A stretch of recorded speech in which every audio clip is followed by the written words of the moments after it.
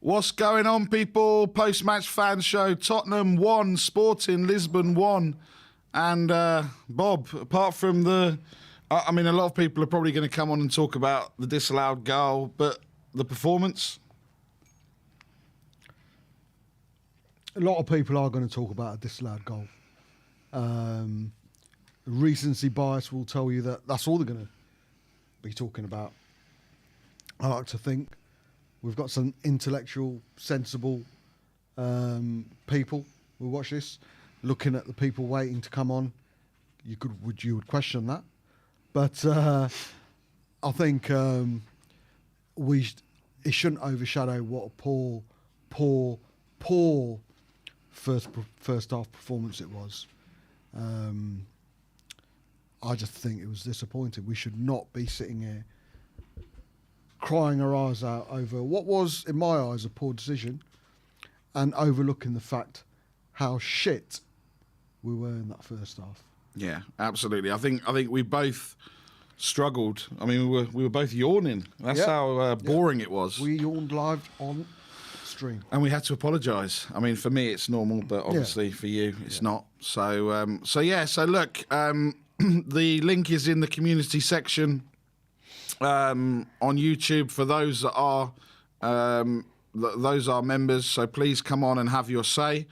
Are we ready, Sammy, to bring this first person on?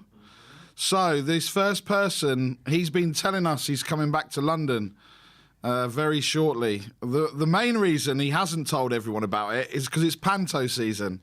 And it's Brian Daigle, everybody.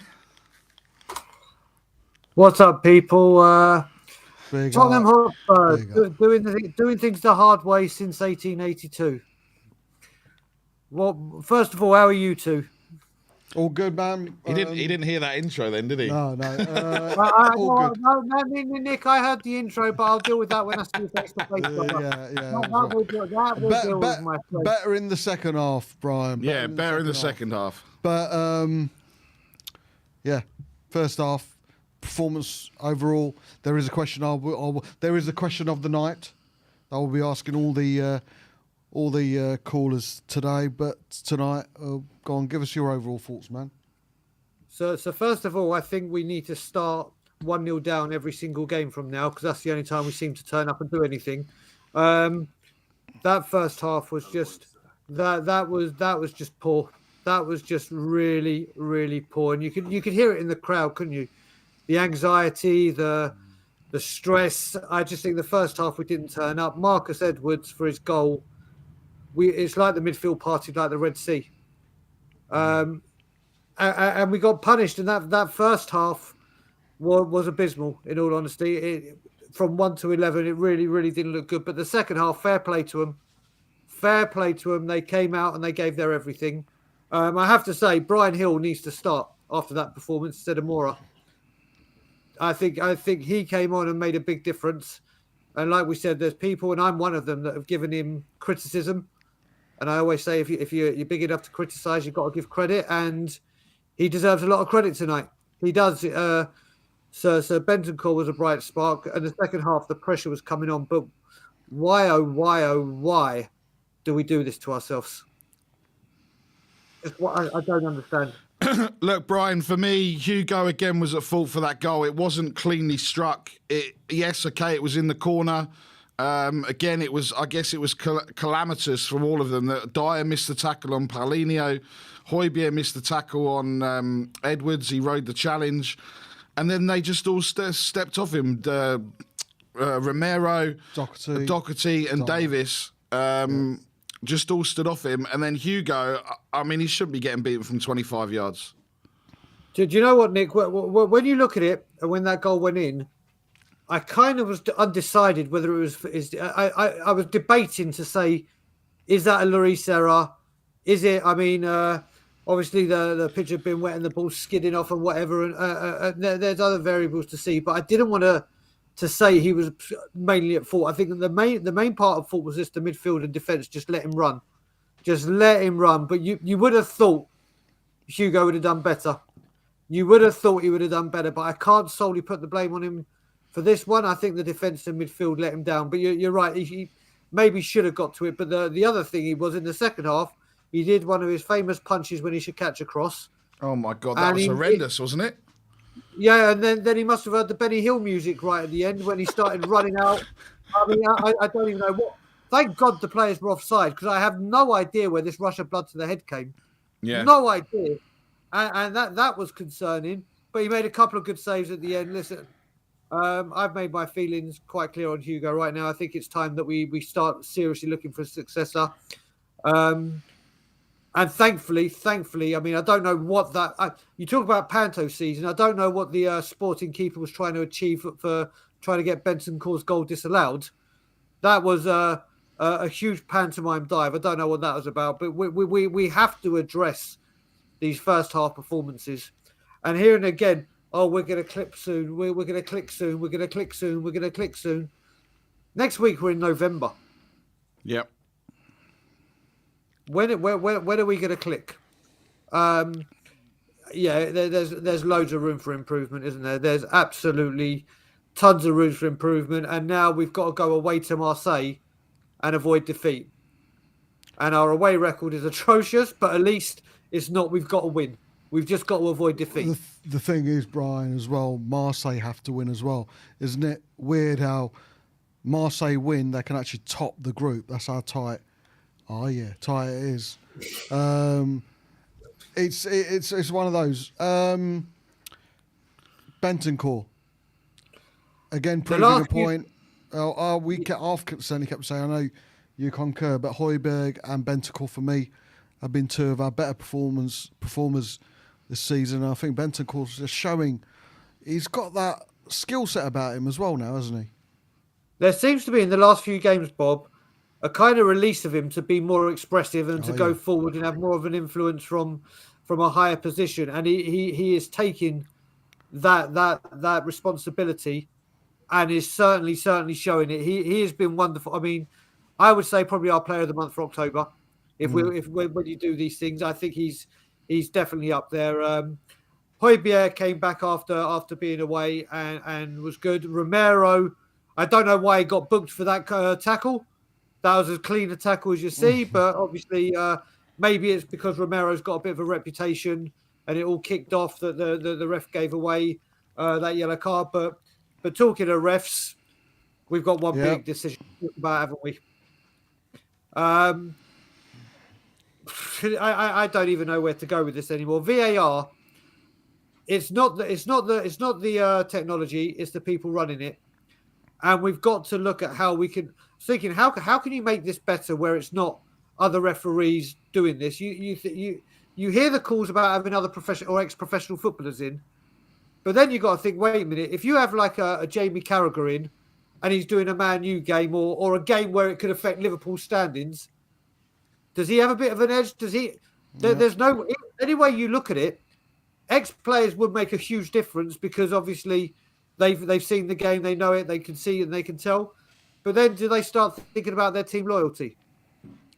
And then and not only that, but you know, a decision goes against a team. I'll remember when he slipped against that team and it cost him 3 points. Remember when a back pass is just getting his own back. So I think it would just cause so many problems. I just don't see why anything can't be black and white. He was onside. They were onside when the ball was hit. The ball was hit back. His knee, not even his knee, his little pube was offside. Bob, you know what it is? You know what it is as well. I look at it. You look at the World Cup in Russia, and you look at the Euros we just had in England and all the other countries they were. Every single VAR decision, bang, bang, bang, done, and it was just sorted within. And the other thing you keep hearing is the professionals saying if the referee can't make a decision or VAR can't make a decision within 2 minutes, it's all clear and obvious. Yeah, there you go. And I think that's the way we've changed the offside rule, the way we've changed the handball rule. I think these kind of laws have to come into play, or what we've seen before, that automated thing for offsides, where that you saw it, where it did it in like 45 seconds, bang, onside, offside. At least you know. In all honesty, if it came down to it, and these rules, these kind of changes don't get integrated into the game or anything, I'd say just scrap it. Do you know what? You look back in the day and we're going, oh, VAR was there. At least it was done and it was quick and the game got on. Glenn Hoddle said on BT just now, and I mean, Glenn Hoddle, I'm getting annoyed listening to him on Tottenham games. Love him as a player. As a pundit, he's not the greatest.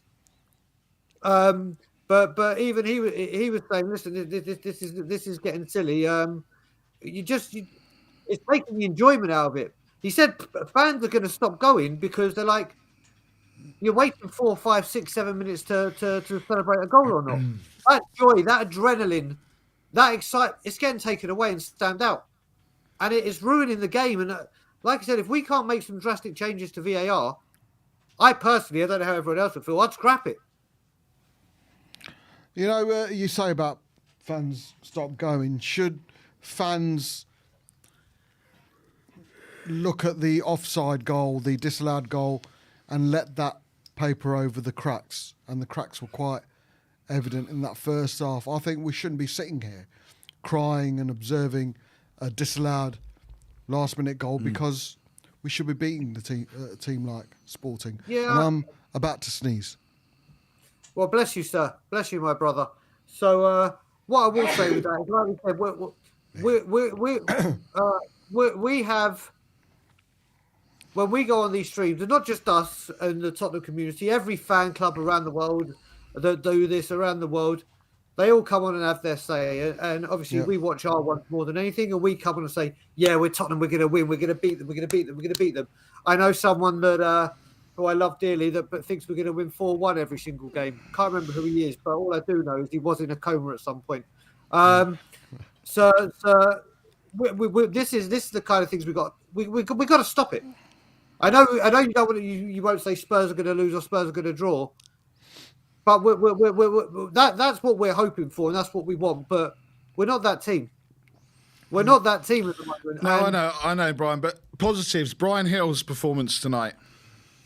Right, no, like I said, but listen, the positives, when we're losing, I put a tweet out and I said, no passion, no this, no this, no this. Positives, what a wonderful tifo. So yeah, but no, Brian Hill for me, really, really, really did stake a claim. He came on against Eintracht Frankfurt last week and he did a couple of bits, got the penalty, did a few things, but he didn't listen.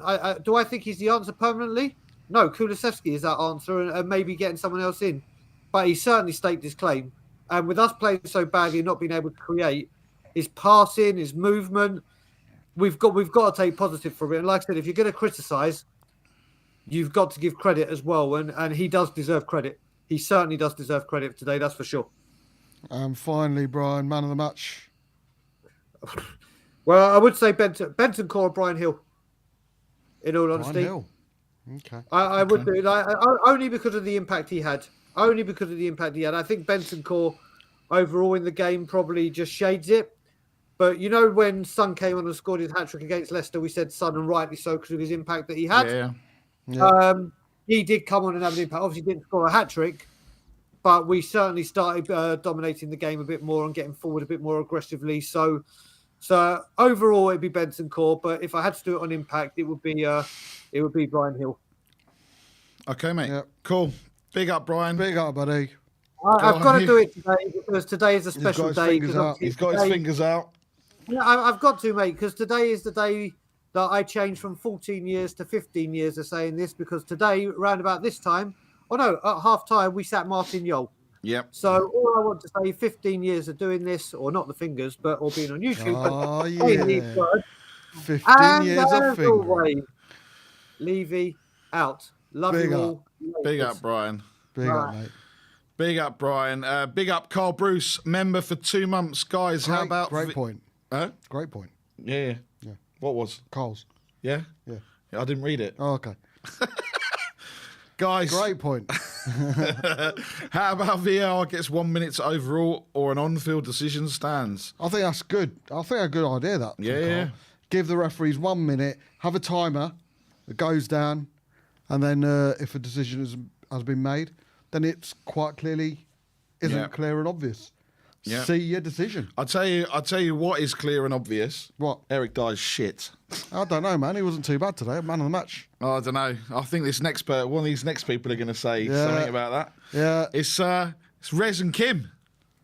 Beauty and the Beast. But if anyone else calls Kim a beast, I love him. I love him. Big up. Hello. Hello. Did you enjoy the How game are you, today? bud? I'm good. How was your red green Thai curry or whatever it was? It was red and it was quite nice. Yeah. It was all right. It wasn't. I mean, you're the expert, Kim. I'm not an expert on Thai food, but it was lacking a little bit of something, I think. Okay. You'd have loved it. Punch. Yeah, I can give my opinion on Thai food, but yeah. Anyway, That was the way. Yeah. question. The last minute disallowed goal. First of all, should it have stood or not? Secondly, should we be sitting here crying over that last minute goal and allow ourselves to paper over the very shit first half performance? Okay. You're asking two questions. Yes. That are sort of. What Yeah. technically he's asking for because of the echo. Yes, that's true. Yeah. Because you're echoing so bad. You've asked the question. Who's each echoing? question's Echoing. You are. Echoing. Go Echoing. Do you really want to play that game with us? on. Do you really want to play that game with us? Yeah, Us, yeah, us. yeah. Yes. Go on. Yeah. So okay. The performance was not good. The performance was not good, right? In the second half, we were a lot better, but even then, it wasn't anything particularly vintage. You've got to bear in mind we were up against Sporting, fourth in the Portuguese league. That is not, looking good against a club like that. It should be something that's default for Spurs. With regard the disallowed goal, that was complete and utter bollocks. And at the end of the day, a goal is a goal. So if it's scored, that's fine, right? We'd still get. Sorry, I'm hearing Asan in the background. Asan, could you put yourself on mute, please, mate? I don't even know if you can hear me. Anyway, I think he's pressed mute for the video. Anyway, a goal is a goal. If we'd won, we can still turn around and say it was a bad performance, but at least we got the results. We were robbed of a result because we didn't get that goal through luck. We didn't get that goal through, some freak of circumstance. We got it because we played well enough to get the goal. Finally, we did. Yes, At finally last, we yeah. did. Yeah, absolutely. So for me, whatever happens, we would have to criticize the actual performance, but we can separate the fact that VAR was just completely unfit for purpose. Where was that performance in the first half, though? I mean, Daigle said, we need to start off one. Why? Same players, same intensity was completely missing from that first half. Why? Why the slow start in yet another must-win game? Sorry. Okay. I was going to ask you to repeat the question because one other thing that's happening along with the enormous echo from yourselves is that we keep cutting out. Okay. So I missed the beginning, but I got you summarized, so that's fine. I mean, I don't know. I mean, why can't we do it? We keep seeing it. It's not a new thing, is it? It's not something that's just happened this match or the last couple of matches. Yeah. Arguably all season long we've been not performing at the start. So, but I know that's the golden question at the moment. Even what you could argue was our best result stroke performance, which still for me, I didn't see Fulham, but I would say that Southampton was where we sort of performed most smoothly. First game of the season, we still had to go a goal down before we actually responded. And I think it's done. Basically, we've got one person in the back room who hasn't muted themselves, but yeah. Sammy, can you fix that? It sounds a bit like porn, actually. Okay. Which is a bit there. that's probably Sammy. That's funny. Yeah. We've bomb shamed you into submission. Yeah, absolutely. I'm gonna ask this question. I'm gonna get a lot of shit for it. When do we start getting concerned about Sonny's performances, or what do you reckon he was all right today? He wasn't horrendous today. No, he didn't do a lot But he wrong, didn't- but he no. wasn't his sparkling effervescent No, self, was he? He really wasn't. There was nothing. There was again. There have been times where Sonny has pulled magic out of a hat and done something amazing, and we've not seen any of that this season. And anyone who turns around and points to the hat trick against Leicester, no, I'm sorry. That is that. You know, one tiny example of it is Purple moment, yeah. not indicative of anything. And this is the thing. This is where those that want to sort of defend Sonny to the hilt, as if we're threatening to murder his family by criticizing him, really need to get in a little bit of perspective. Okay, this man was voted on the back of last season's performance as the 11th best player in the world in the Ballon d'Or stakes. Has he played like the 11th best player in the world this season at all? Yeah. That's the question. Yeah. I believe in him. I believe that he can come good, but I don't believe he has come good. And he is not playing to the standard that we would expect of that player. Yeah. Are we being too harsh on Hugo? Me and Ranjit kind of questioned the goal today. I mean, defenders were clearly allergic to Edwards. The way they were backing off, I thought Dyer was unlucky. But was Hugo? You think we're being a bit too harsh? No, I don't. No, I think Lloris could have got to that goal. Okay, mistakes happen, but it was exemplified when he came out of he ran out of his area. Yeah. And was completely isolated and just left. His defense was all over the place. So many shades of the other day. Oh. Out. I don't know. It's No, there we go. So yeah, You're back. You're back, and you're live. Yay! When he did that, I mean, the two of us, we'd like screaming at the TV. Yeah. That, what are you doing, Hugo? It's reflection of his where his confidence is at the moment, where his uncertainty within his own play, knowing full well he's not performing well. Is it a temporary confidence thing, or do you think he's kind of spent a little bit? I think so. I think it's time we should be looking at another goalkeeper anyway. Yeah, exactly. Because it is happening more and more. I mean, there's always been shades of it in the game, but we are seeing it more and more frequently, aren't we? Yeah, and I think look, obviously we saw how he performed at Old Trafford. Again, paper over cracks. You reckon? Yeah, that first save against United. What? This is the issue with the performance at Old Trafford. At Old Trafford, he was not being called on to do things that he's not good at. Exactly. He was being called on to do things he was good at, which is to stop. No. That ability was still there, right? That ability is still there. He showed it there. There was one shot that he stopped really well.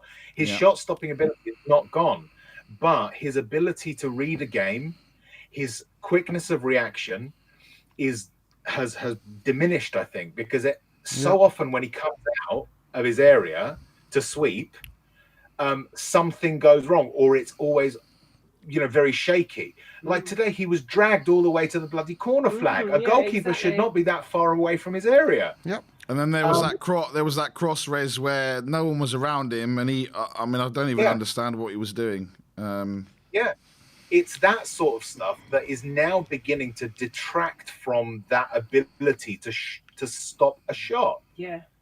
Unfortunately, that shot-stopping ability by itself is not enough. Yeah, it's not enough. We're seeing more of it each match that we watch. There seems to be more of those kind of errors than there are super saves. But Positives. And positives, we actually showed that we do have the ability to play with intensity, and also to actually complete a fucking pass.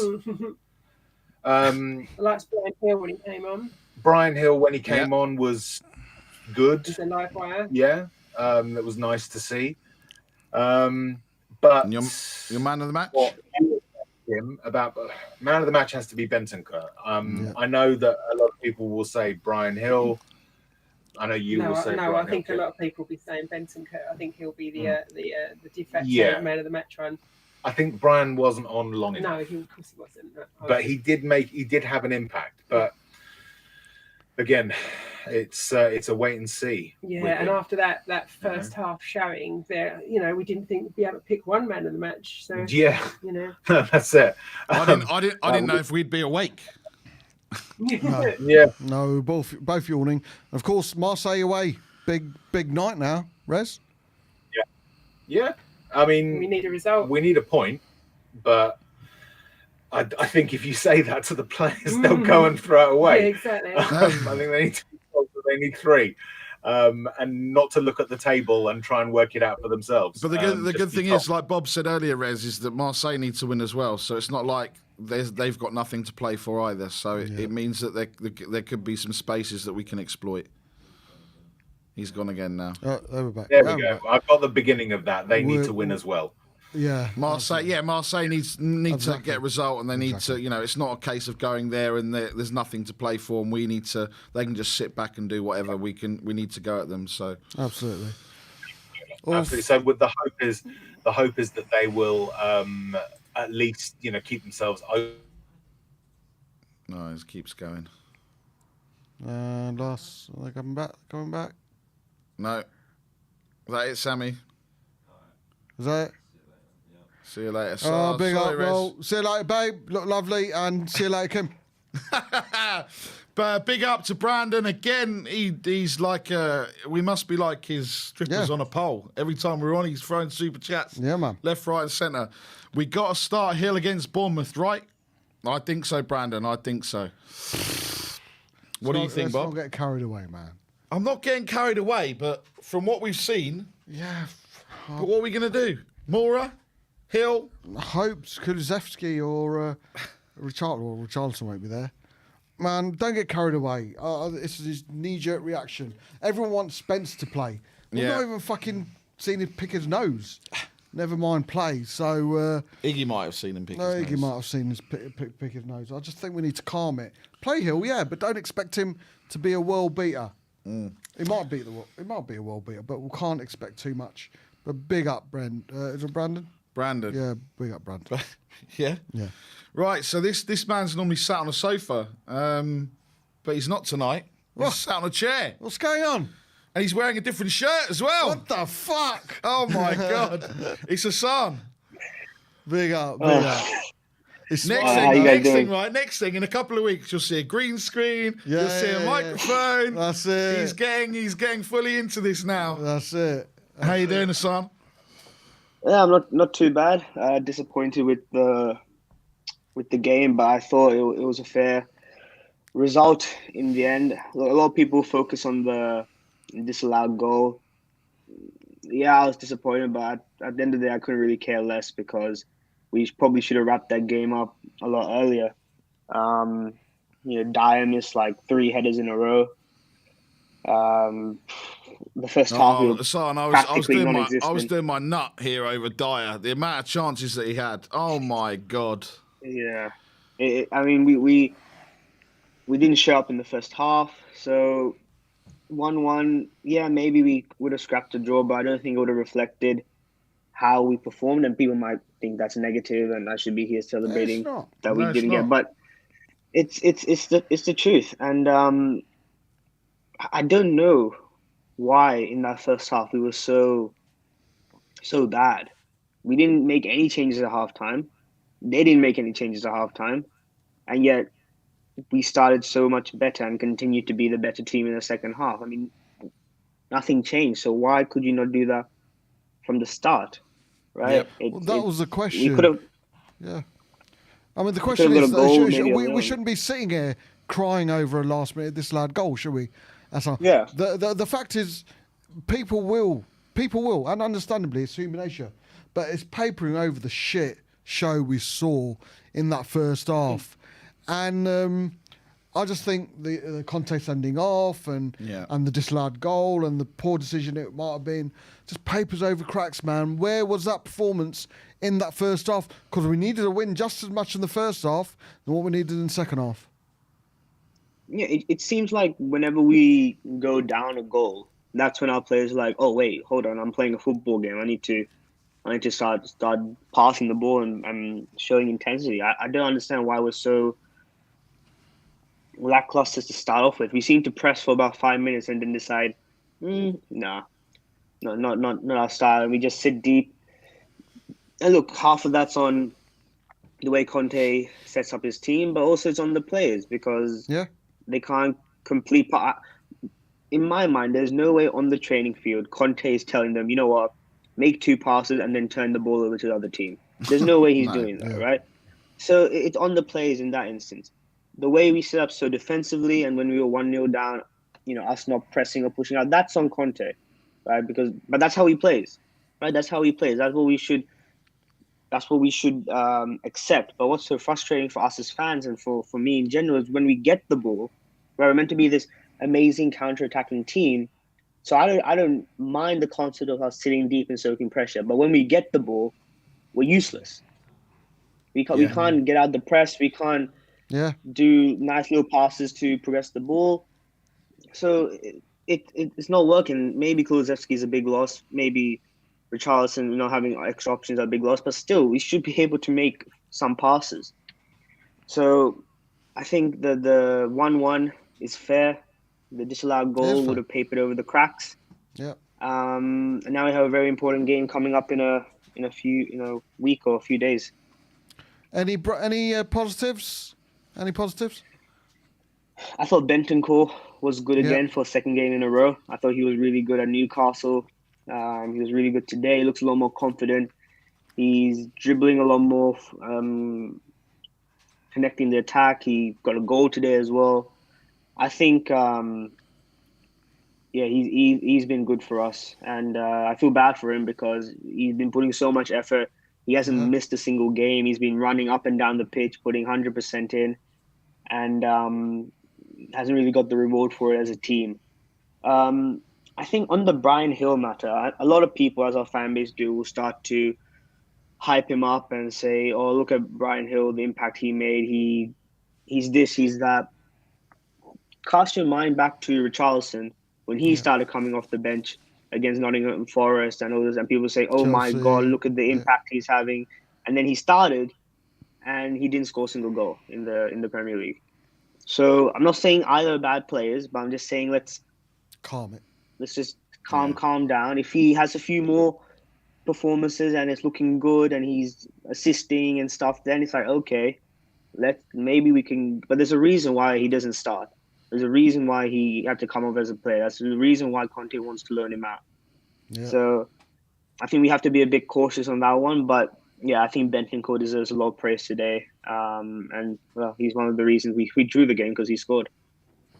I think one of the highlights has to be, and it will go down in folklore. I don't know if we'll make a highlight reel about it. Was Emerson's no-look pass. How do I ask this without sounding bad? But what the fuck was that? Oh, it's like it went out of my memory, and then all over Twitter it's respawned up, and the audacity to do a no-look pass and then pass it out of the field, unbelievable, is amazing. Did you? Surely he's a comedian. Surely he's just pretending to be a football player, and he's just made it really far. This is funny, son. Bob, this is what I just got through. Yeah. It's ironic how the referee tonight was the VAR referee for Sissoko's Champions League final handball. Yeah. The final, yeah. That's crazy, man. That's crazy. Eric Dyer? Watch what you say. No, don't watch what you say, Hassan. I was ready to smash the studio up. It was. I think the problem with Eric Dyer is last season he played so above his ability, astronomically above his ability somehow, that people are like, oh my God, back three, Eric Dyer is key, he's unlocked Conte's unlocked this inner beast within Eric Dyer. His qualities are coming out, and he just hasn't reached those insane levels. Again, Quite a few he's players now haven't, playing. haven't they? Yeah. Yeah, I mean, but with Dyer's, like Yeah. for example, Son, right? He hasn't reached his levels, but his levels right now are still useful in some ways. Dyer, his natural level is useless, right? For that first goal, when he tried to tackle Edwards, he fell on the ground after tackling him. I mean, missed 3 headers. So I think that honeymoon period where people thought Eric Dyer was more than what we should all accept him to be is now coming to a close. And I hope in January it gets addressed. It has to. A central centre back is key. Anyone, because however long he's been here, and he's now starting for us. It's not good. So man of the match then, yeah. Man of the match, yeah. Man of the match, Eric Dyer. Get that man of the match trophy. Yeah. Any question marks over Hugo for you? Hugo will always be what he is, a good shot stopper and not much else. He went for a bit of a trip late in the second half where he decided to tackle someone. Missed what it. was he? If he did the wrong tackle and he gets sent off, then what happens? Yeah. Right? So I don't know what the hell he was doing. Fortunately, it didn't come back to bite us in the end, although we probably could have conceded a few times on the counter. But I think it's just come to that stage in his career where he's getting older, decision making isn't as good, and it's one of those times that we have to replace one of those experienced players. It'll come with Son, it'll come with Kane in a few years, and it's just come with Hugo at this point. So another area that has to be addressed, another area that I don't think will be properly addressed, knowing the way our club functions and runs, but I think it's just that time. It's just coming to an end for him, unfortunately. He's been a great servant and respect and everything, but it's just how it is. And now it's Marseille. That's away. it, man. Marseille away finally. What do you reckon? What do you reckon, man? Marseille need the win more than us. No Conte, no Marseille fans as well. Is that right? No Marseille fans. It's interesting because no it's like semi-closed. Like not everyone's allowed in the stadium, so atmosphere shouldn't be an issue. Not having Conte on the sidelines, though, knowing the mindset of these players, I think will be a huge loss. Why Conte got a red card? It's just random. Like it wasn't needed. He was upset as everyone. I think it can get overturned. I think they can appeal. Yeah. Yeah. I mean, he was upset. He was just as upset as everyone, but because he's the manager, they decided to give him a red card. Yeah. The referee just seemed a bit, you know. He hadn't pulled a card out in a while, so he decided to take the red one out. But I don't know. It's Spurs, so it can go either two ways. One, we absolutely have 2 first half performances like we did today, and first and second half are just diabolical, or we somehow magically decide to play the best football in the world and we smash them 4-0. So you can't predict what's going to turn up. The good news for us is that a draw also takes us through, although whoever's waiting on the other side isn't going to be a pretty face, so who knows what's going to happen. But I think we'll stink out the place, maybe get a draw or like a 1-0 win. Yeah. And at the end of the day, that's what we're going to have to accept, and that's what's going to get us through. So we'll see. 100%. Hopefully the Conte red card gets overturned, because he will be a big loss if he's not there. But hopefully we get over the line into the next round. Brilliant. Cool. Thank you, Hassan. We will see you again soon. No worries. Good to see you not on the sofa, mate. We look forward to your... Yeah, get back on that sofa. Your next... kind of, it's like... what is it? What's the... Next changing location. rooms? Yeah, changing rooms. Yeah. Location. That's it, man. So. That's it. Yeah, big up, Hassan. Hassan. See you later, guys. See you later, bro. Wow. We've got another super chat. We got another super chat from our friend, Brandon. Dyer's a hobbit running on a tyre on fire in the Shire. Brandon, man. He's killing it. Brandon killing it again. Brandon's killing it. And anyway, well... Killing it? Tell you else who's killing it. Who? And they've been calling for him in the chat. Go on, then. And he's live.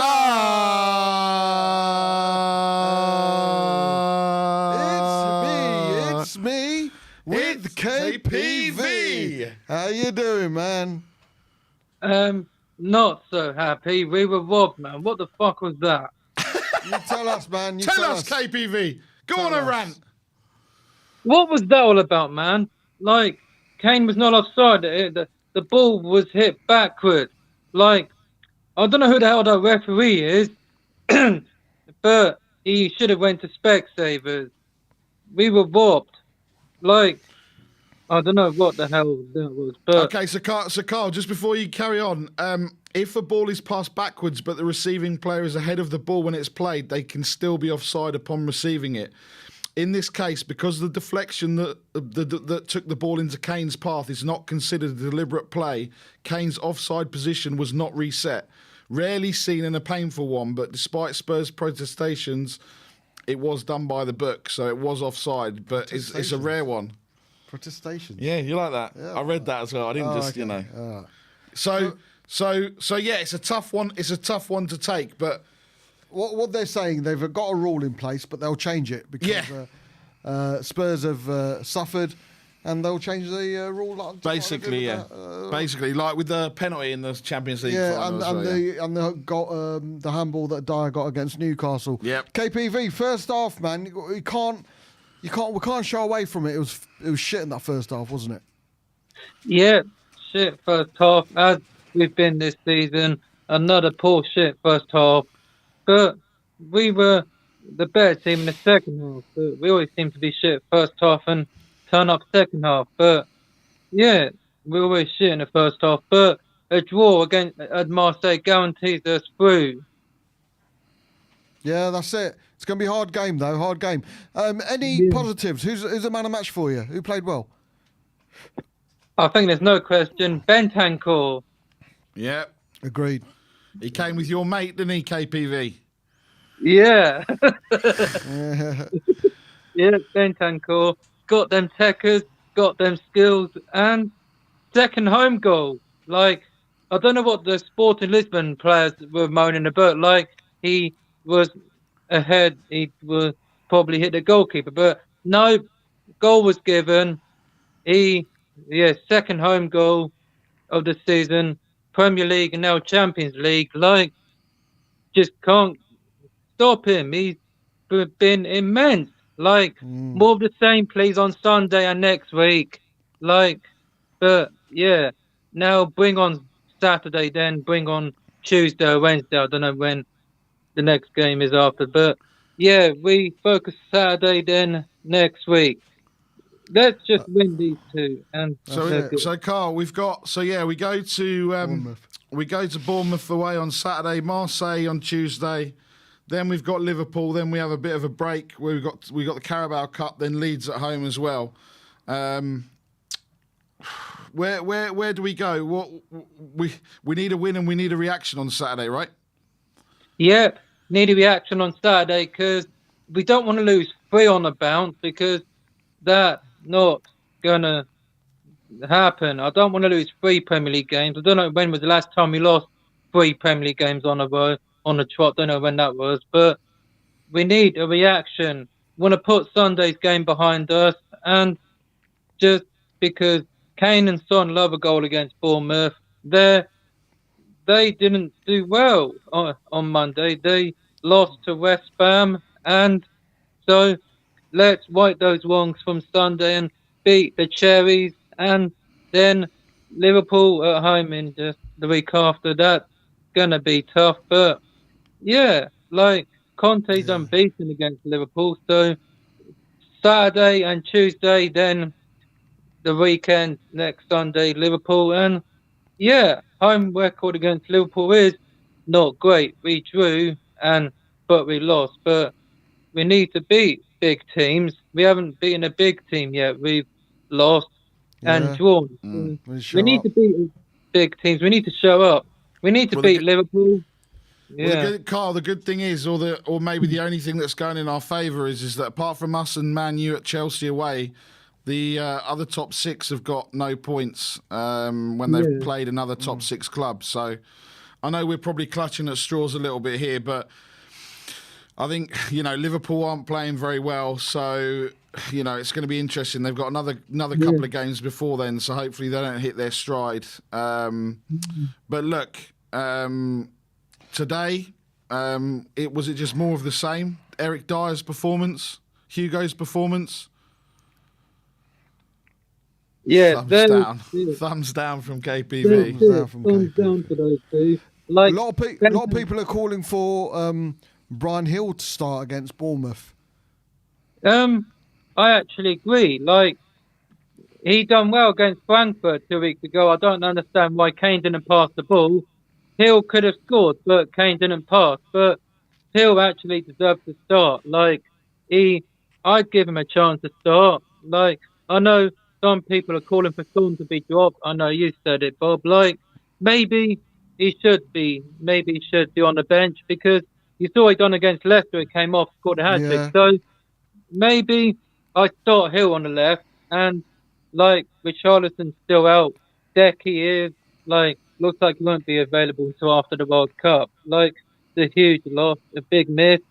Like, I start Hill ahead of Son, then bring Son on in the second half. Oh, wow, so you drop Son? Maybe Son needs a rest, but I'll bring him off the bench in the second half against Bournemouth, and maybe another hat-trick. Like, that's 3 or 4 hat-tricks for Son Aldo. So Kane hat-trick against Bournemouth would be nice, and then focus on Tuesday in France. Then we got Nottingham Forest in the Carabao Cup. Like, I think Dean Henderson would be a good replacement for Lloris.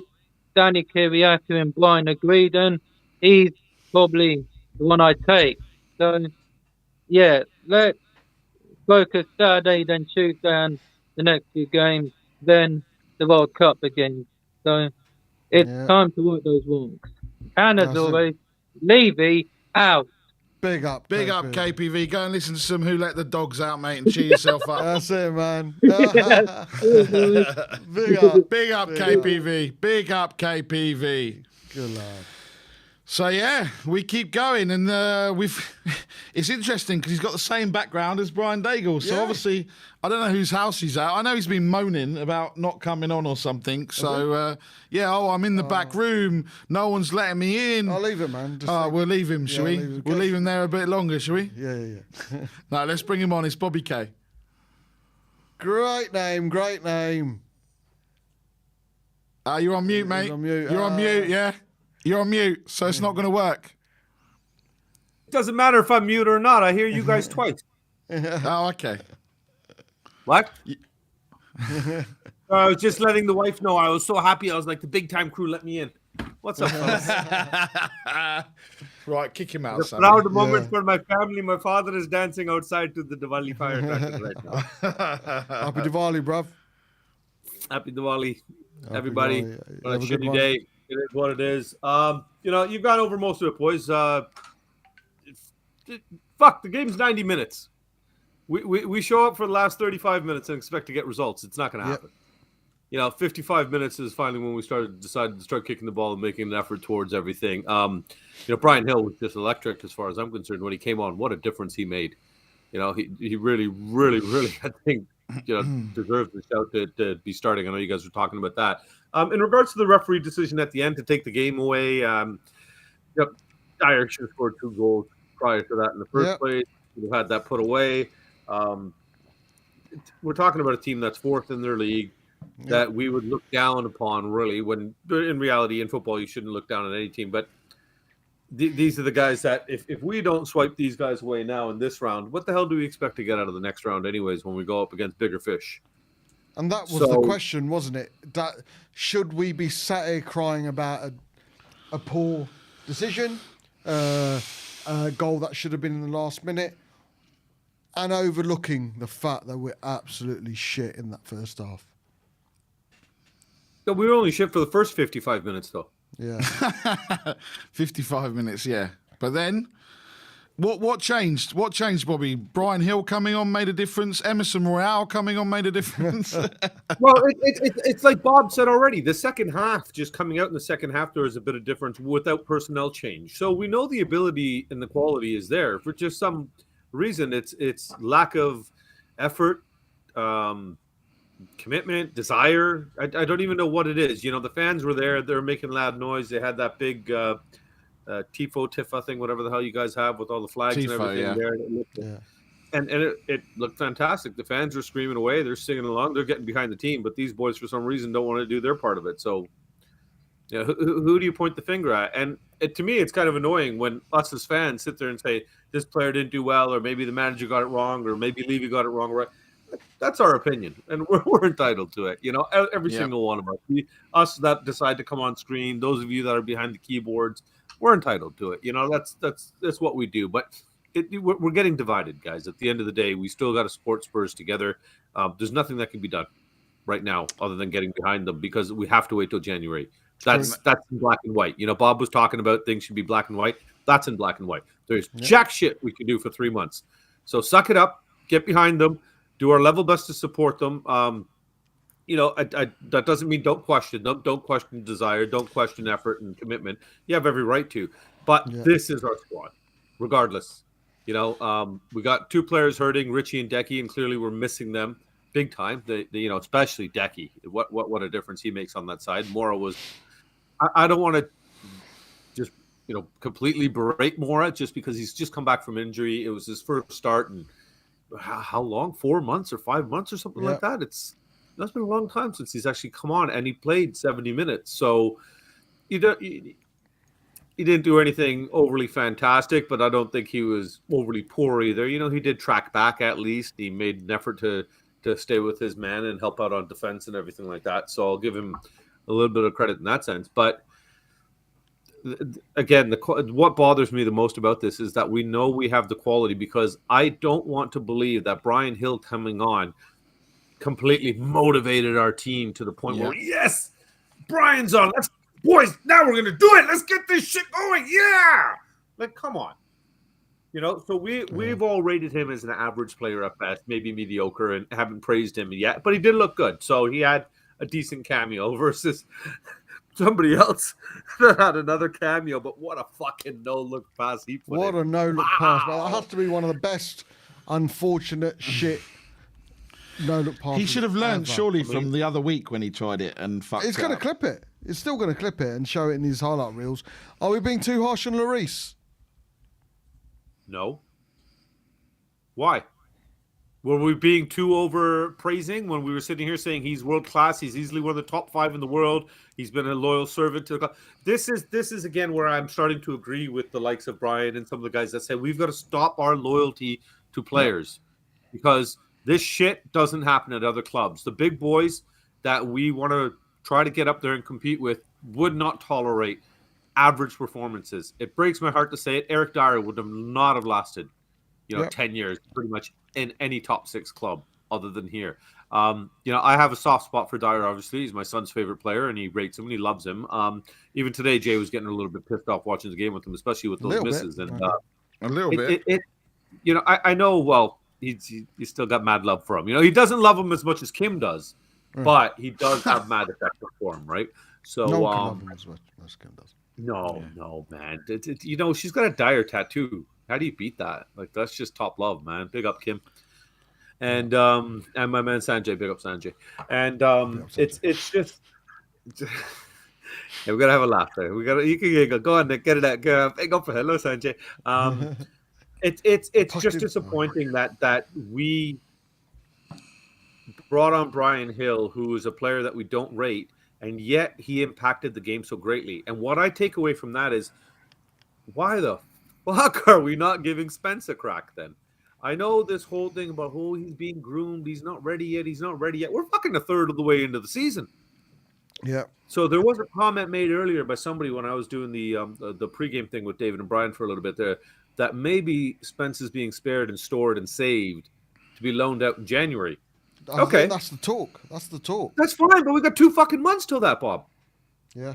And a lot of games in that 2 months. You know what I mean? Like, we got some some tightened up schedules coming up that we could use him for. He's going to get a break when the World Cup's on. Sit at home and watch the World Cup. That's going to be your recovery. Chill out.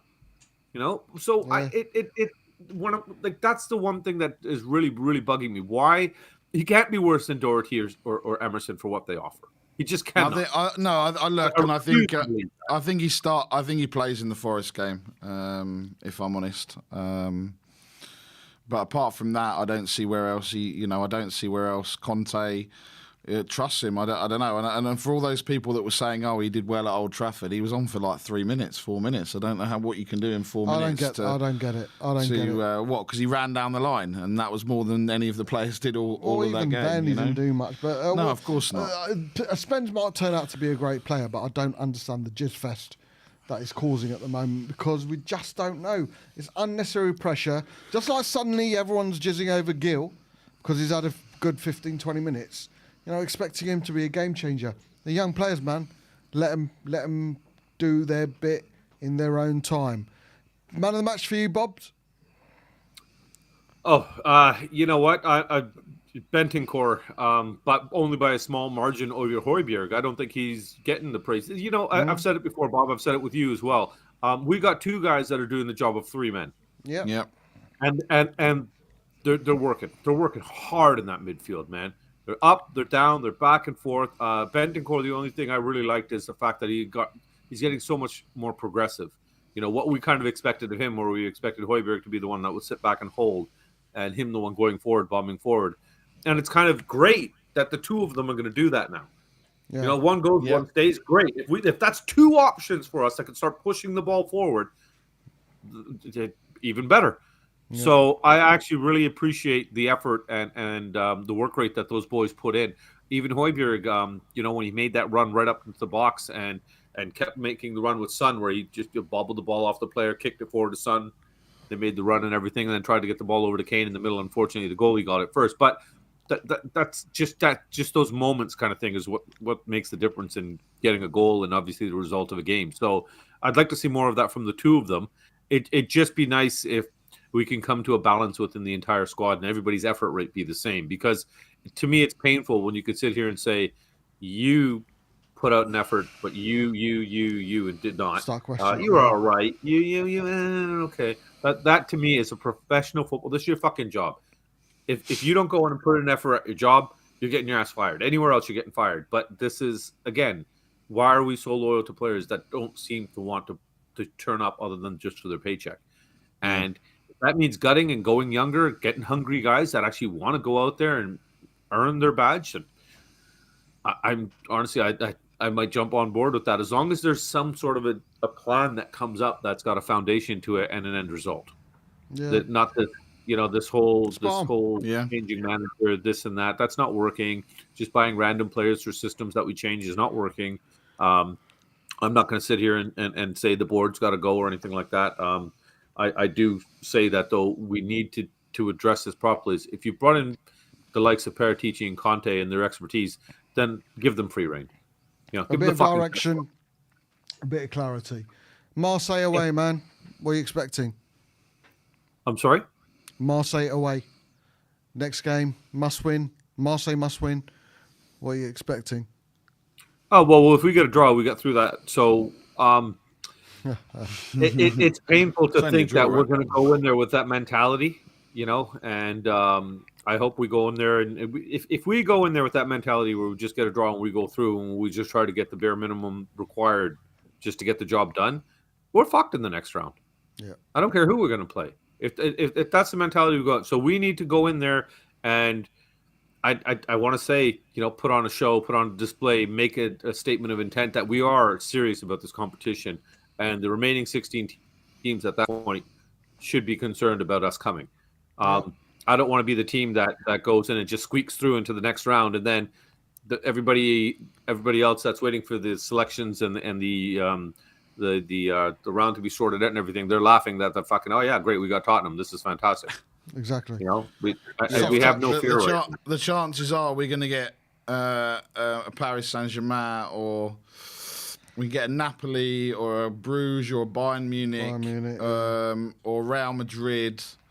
or a Paris Saint-Germain. They're see. they're the choices, but we'll see. We have to We'll go and see. we have to go and get a point all, first, right? all easy games. All easy games. Easy game. Yeah, exactly. Especially if we're home first half.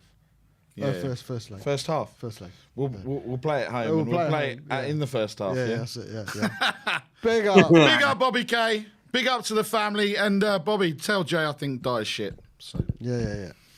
I'll tell my man Sanjay you guys said hi. Have a lovely evening, gentlemen. Thanks for having You me too, on. man. Big See up, ya. Bobby K. Happy Diwali, Yeah, man. See ya. Big up, Bobby K. He's got on. He can tell his family that he got on We Are Tottenham TV. Yeah. Take a I picture. made it. I made it. I Big made time. it. Right, have we got anyone else, Sammy? Yeah. How many? One left. Two left. Okay, we have two left. We're just waiting for Sammy to do his stuff, yeah? Just in your own time, Sammy, yeah? Yeah, take your time. Yeah, it's you, Dan. It's you. Right. I'm with you. The I'm man with you, Bobby. with the famous nan. And It Grandpa. is Dan. Dan and his nan. How you doing, man? And the hole in the wall. Well, I mean, this is literally, if you want to get one game that describes being a Tottenham supporter, this is the one. This is the one. In my opinion, on the offsides, I don't think it was offsides, but I don't understand why they just don't accommodate us with freaking camera that they have going down the line that shows you the perfect angle. I don't know why they give us this sideways angle that makes it impossible to know if it's offsides or not. Don't know, but I Right, think Dan, that in if, you were terms of if you were listening, I explained it, but you weren't listening to me, so I know how it feels now. I have been listening. Cheers. I have been listening. So I explained it, yeah? Well, so I mean, I've asked the question to everyone, Dan. Does that does that disallowed goal, should it really overshadow our shit performance of that first half? I shouldn't Obviously swear, not. but never mind. Obviously not. I think that first half was poor. I don't know, but I think we're taking too long to get into games. I don't know if it was Conte motivating the team to the second half, but I was happy because we actually went for the game. In the last few games, we've gone down 1-0, and then we've just shied away from the game. We've just gone, It was all right, too late, Dan. It was too late. Too don't you late, think? mate, isn't it? Exactly what I'm saying. But at the same time, what would you rather? Just not go for it at all, or go for it? It's better sooner than later. So at least we went for it at one point in the game. But that first half, oh my god, that was so abysmal. And don't even let me go into that fake Brazilian that wants to try and do a no-look pass when he can't even do a pass when he's freaking looking. I don't That's get got what to the be guy the thinks. highlight of the night. Yeah. Man of the match for that, I reckon. That guy, man, I don't get how he just gets to get. He's Comedy Central right wing back, bro.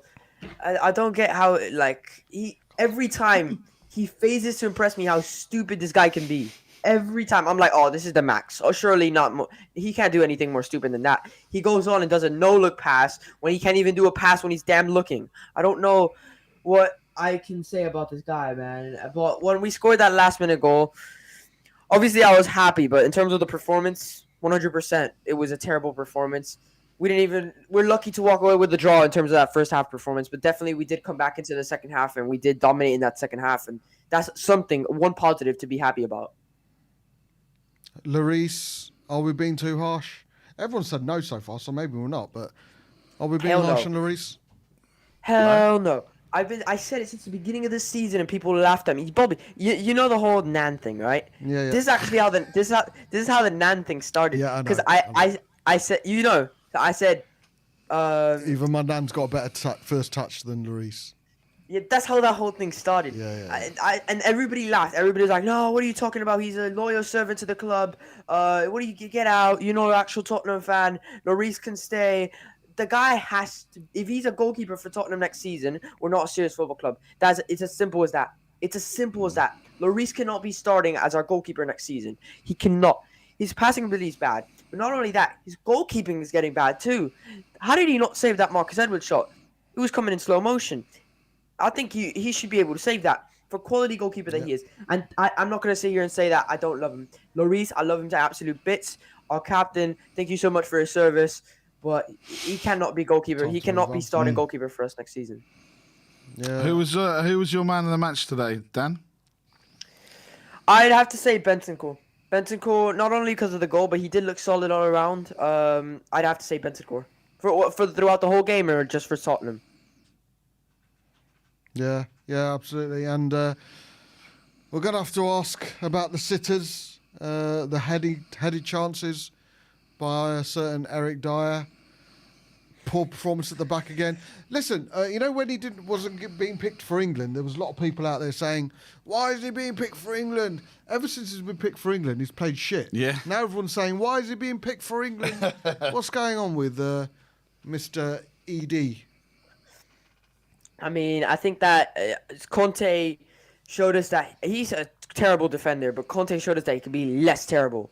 And then all the fans are like, "Oh, this is Eric Dyer. That's good, Eric Dyer. Yeah." And then he starts being shit again, and everybody's surprised. He's not good enough. We need to find another center back. I would love Kim Min-jae, but I think Napoli just bought him permanently, so that's in the bin. But we got to start looking for another center back to play in a back three. We need to. Eric Dyer's decision making is of a teaspoon. Poor all around. The guy, when you put pressure on him, he cannot make the right decision. He cannot make a right decision to save his life. He cannot be. I'll say it with also him. If he's starting center back for us next season, we're not a serious club. As well. Marseille away coming up, man. Finally, what do you reckon? We need a point. Marseille need a win. I don't know why we have to put ourselves in these situations. Why can't we just win this today? Is Tottenham, Dan. We're Tottenham Hotspur. This is why we're doing it. We've not beaten a team with 10 men so far in the Champions League. 11 men so far in the Champions League. Yeah. Didn't we beat Frankfurt? At home, but they were down to 10 men. I know we beat them. Did we beat them away?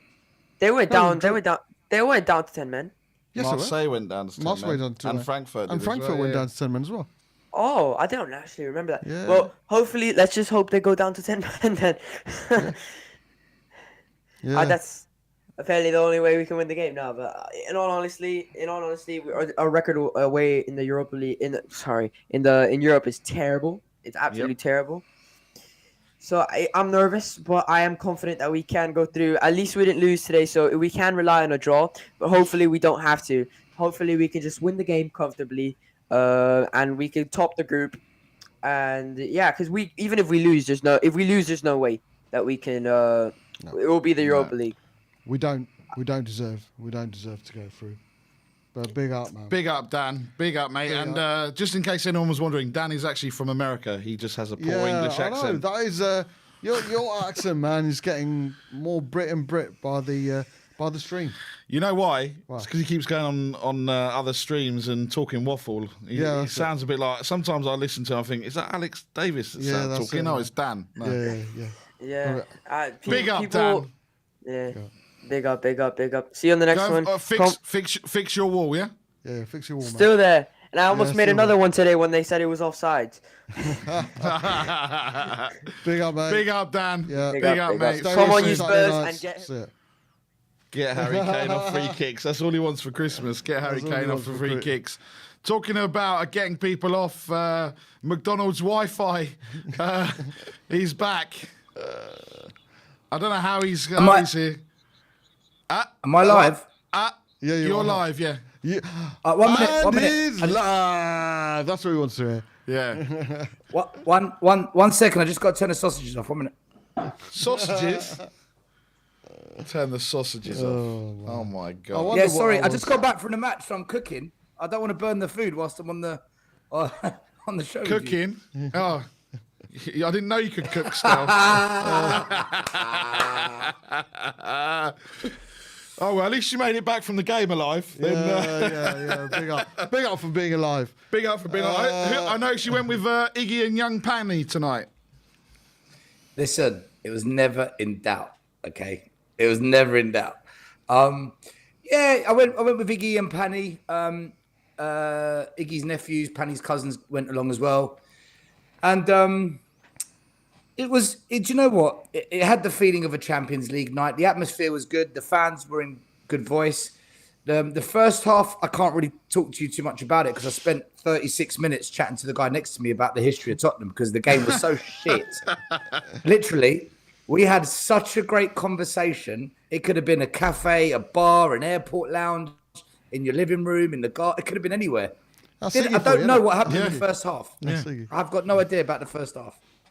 You didn't miss much, mate. We nearly fell asleep. Stowe, you were there. The atmosphere via the stream on TV sounded tense, man, in that first half. Boos, groans. Well, yeah, look. If you actually watch us play, you just carefully look at how we're trying to play.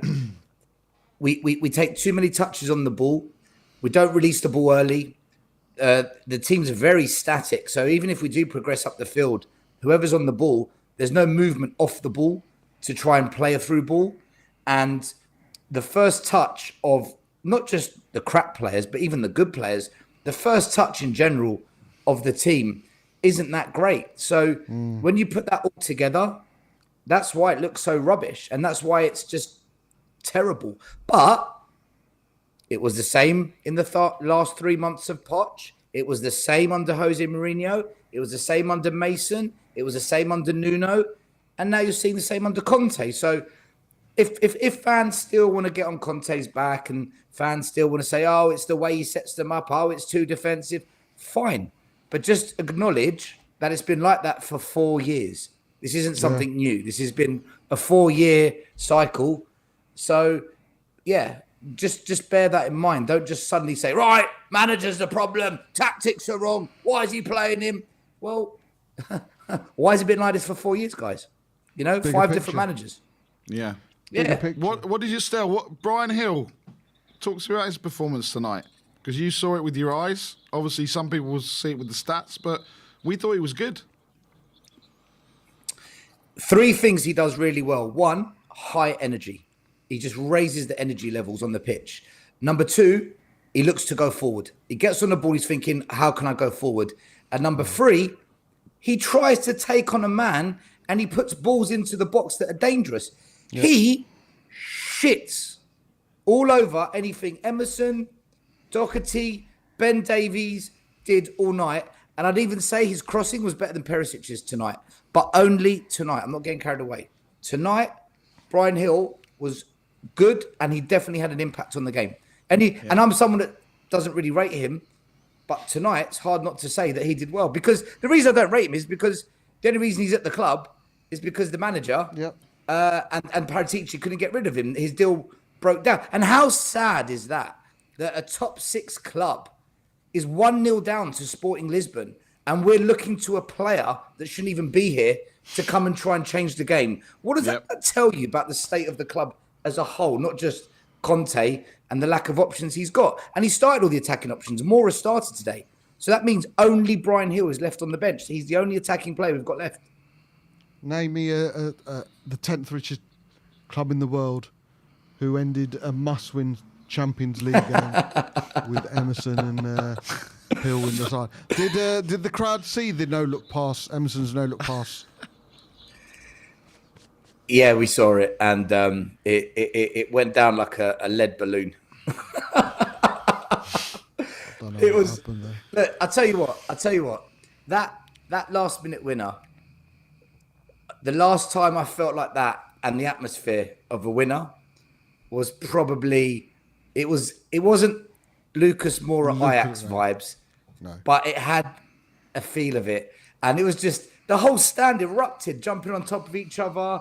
The bench went bonkers. Conte jumping on top. There was staff running up the touchline with their kind of security tags, waving them and swinging them around their heads. It was such a great moment because we knew that's it. We've won the group. We're through to the next round. Play the kids against Marseille. Who gives a shit? Job done. And then, as you know, VAR came in, and I have to say, I don't know if it was the correct decision or not. I can't. I've looked at 3 or 4 replays. I've looked at screenshots. Yeah, it's a difficult one. You know me, still. I like to be balanced, and if I say, you know what, I can't see it, man. I can't see it. I think it's a wrong decision. You read out the definition. the definition earlier, and maybe, but I can't see it, man. It'd be one of those. It's one of those rules that now it's come about. They'll change it. They'll see what's happened at Spurs again with Spurs. I.e. a Dyer handball, i.e. a Sissoko handball, and they'll change it. They'll change it. Bentancur, many people, everyone so far has called in and said Bentancur man of the match. How did you see it? Man of the match? Nah, Hugo Lloris, man. He was fantastic. Yeah. Bentancur was probably the best player we had on the park today, definitely. Yeah, I can agree with that.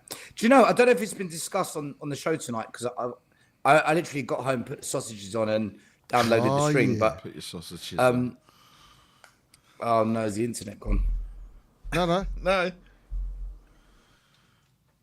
Oh, he's gone. Oh, it has gone. Still there? Will he come back on? It's because you changed his name. Should have been McDonald's Wi-Fi. He's coming back on. Be back in a sec.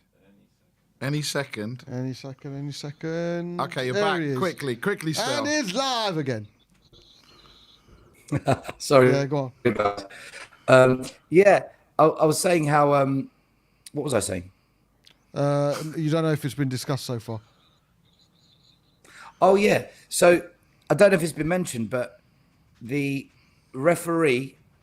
Why is it every time I come on the show, the word McDonald's Wi-Fi comes up underneath my name? Well, because you have got McDonald's Wi-Fi, mate. Yeah. So at least put Burger King, you know. Other burger chains Five are Guys, available. you know.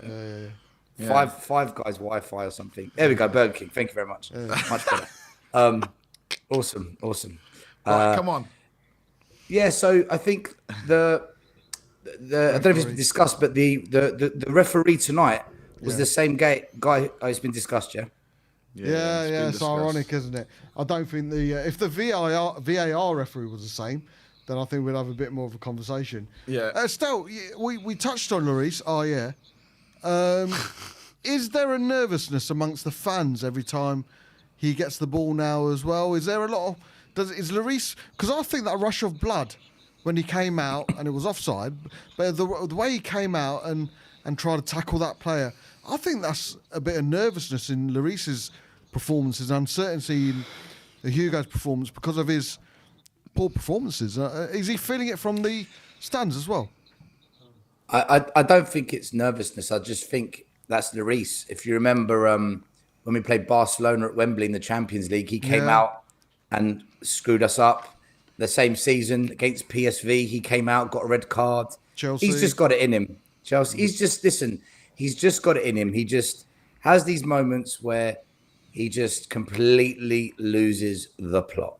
And that is the side of his game that, you know, we have to bear with, because his shot stopping undeniably is top drawer. And, you know, I think what we really want is we're getting close now to a point where we now need to upgrade on Lloris. He's past his prime. He's got slowly more errors in him. But he does this, though. He goes for a period where he's like this, and then he'll go for a 2-month period where he's just outstanding. He's just not consistent throughout a whole season, is he? Yeah. Yeah. Yeah, that's it. No, he's not. Marseille away, man. They need a win. We're fucked. We're absolutely fucked. Listen, pray to God that we somehow pull out a draw out the bag. This is shades of Nou Camp 2019 all over again, man. We need to go to Marseille. The atmosphere is going to be basically, this result is actually a bit of a bad one for Marseille and for us, because had we have lost tonight, had we have won tonight, we're guaranteed to win the group. We play the kids. Marseille have got an easy run out, right? Yeah. Now we've got to go for it. So now they're going to be thinking, crap, we've got to win this game, otherwise we can't qualify. So they're going to go for it. Yeah, they're going to go for it, man. And it's going to be so difficult. And I tell you what, I fancy Marseille, but we can get something from it. You know, tonight we pulled it out the bag. We could have won it. All right, we only got a point. But listen, just pray we get that draw. And I think we are going to go a bit defensive because that's kind of how we set up, unfortunately.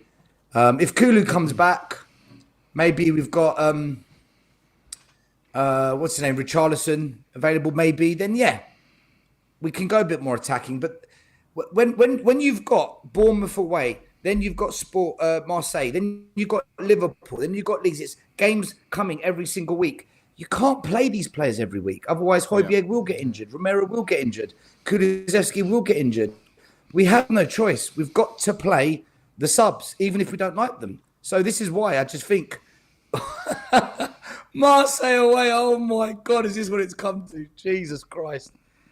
Just pray we get that draw, guys. Pray we get that point and we go through. And it's 2019 all over again, but I'm not confident going into that game, man. I'm really not. I'm not confident. Well, we're hoping with Marseille having to come out for that win, we can play our counter-attacking game as well. I thought we really needed a performance as well as a result today, Stel. So I'm disappointed in that, man. Bob. I can't. The first 45 minutes shouldn't crack over. Crack over? Crack over. Paper Bob, over the paper over. cracks. Guys, I've been hearing all season long. Oh, yeah, Man United, they'll come at us, works in, it plays into our hands, and this team's attacking, it plays into. The reality is, this season, we are not counter-attacking anywhere near as good as what we did the second half of last season. We're not. Yeah.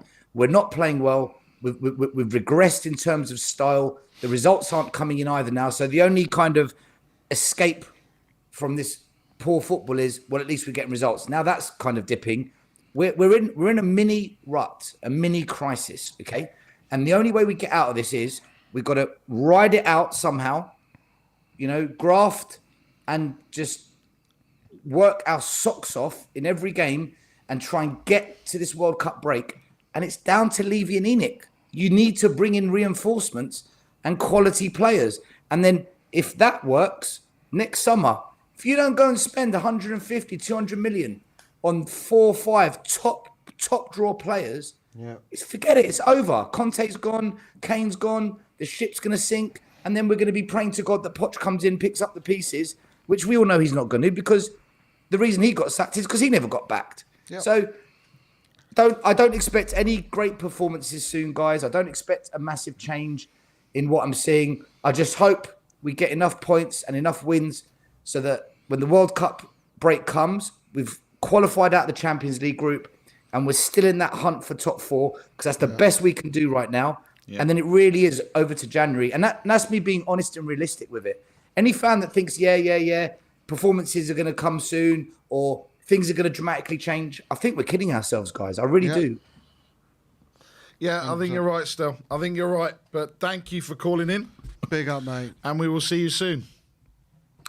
And as I don't really do, but we're getting to that stage, aren't we? I'm going to copy Brian Daigle. Levy, out. Levy out. So we got Stel, Brian Daigle, KPV. Who's next with the Levy out? Yeah. Yeah, we don't know. All of them. Right, Sammy, is that it? That is it. Wow, that goes another mammoth post-match fan show. Bob, look, like you said, we go to Marseille next week. We need a point. Relying on these players to get a point is never a good thing. No. So we'll just have to wait and see. Yep. Ben and Sim will be back tomorrow. Yep. I will be back on Saturday with Rez for the watch along. On Saturday for Bournemouth away. Wow, marvellous. So it's been an absolute pleasure tonight. Thank you to everyone for your comments. Big up. Everyone for watching the video and the watch along. 1,500 likes earlier, which is amazing. Ben and Sim are really jealous. Yeah. Really, he's already messaged me saying, you done well. I said, we know. You're jealous, aren't you? Yeah, you're jealous, yeah. So look, everyone, thank you very much. I've lost my voice. Bob's ready for bed. I am. We will see you again soon. Like, subscribe and comment. And as always, come on you Spurs.